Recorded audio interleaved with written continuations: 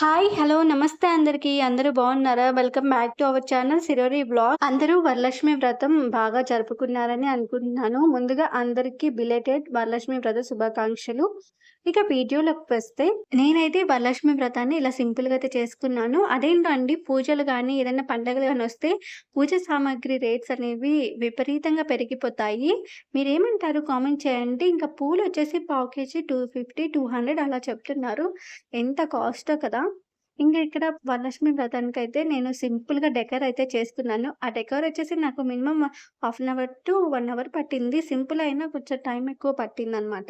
ఏం లేదండి విస్తరాకులు తీసుకొని డబుల్ స్టిక్కర్ తోటి వాల్‌కి స్టిక్ చేయడమే. నేనైతే టైం లేక అలా స్టిచ్ చేశాను. మీకు రౌండ్‌గా కావాలంటే ఇంకొక ప్లేట్ తీసుకొని సర్కిల్‌గా కట్ చేసుకొని స్టిక్ చేసుకోవచ్చు. చాలా బావుంటుంది. మాకింకా టైం లేక నేనైతే అలాగా స్టిక్ చేసేసాను.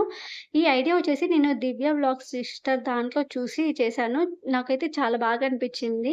ఇంకా ఇక్కడ పక్కనైతే ఒక బౌల్‌లో వాటర్ వేసి, కలువపువ్వు వేసి, పక్కన రోజ్ పెటల్స్ అది వేశాను. చూడడానికి ఎంత బావుందో.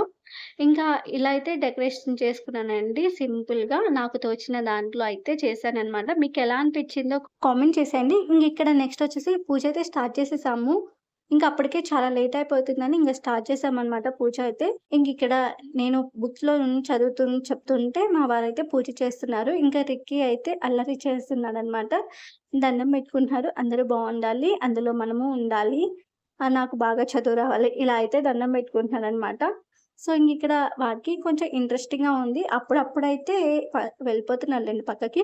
ఇంగిక్కడ గ్లాస్‌కైతే గంధం బొట్టు పెట్టి, కుంకుమ పెట్టి, గ్లాస్‌లో వచ్చేసి పసుపు, కుంకుమ, అక్షింతలు అలాగే ఒక పువ్వయితే వేసి దండం పెట్టుకున్నామనమాట. సో, మనం బుక్‌లో ఎలా ఉందో అలాగే చేస్తాము. నాకైతే ఎక్కువ ఎక్స్‌పీరియన్స్ అయితే లేదు. బుక్‌లో ఉన్నది చదివి చేయగలను. బట్ ఓన్‌గా అయితే రాదనమాట. ఇంకిక్కడ పూజ అయితే ఇలా అయితే సింపుల్‌గా చేసుకుంటున్నాము. ఇంగిక్కడ నీళ్ళైతే చల్లుతున్నాము. పసుపు వినాయకుడి దగ్గర, అమ్మవారి దగ్గర స్వీట్స్, ఫ్రూట్స్, చీర, ప్రసాదాలు వీటన్నిటి మీద అయితే నీళ్లు చల్లుతాము. ఇంతవరకు చూసారు. వీడియో నచ్చితే సబ్స్క్రైబ్ చేసుకోవచ్చు కదా! ఫుల్ వీడియో వచ్చేసి రేపు మార్నింగ్ గాని, రేపు ఈవినింగ్ గాని పోస్ట్ చేస్తాను. ప్లీజ్ లైక్ చేయండి.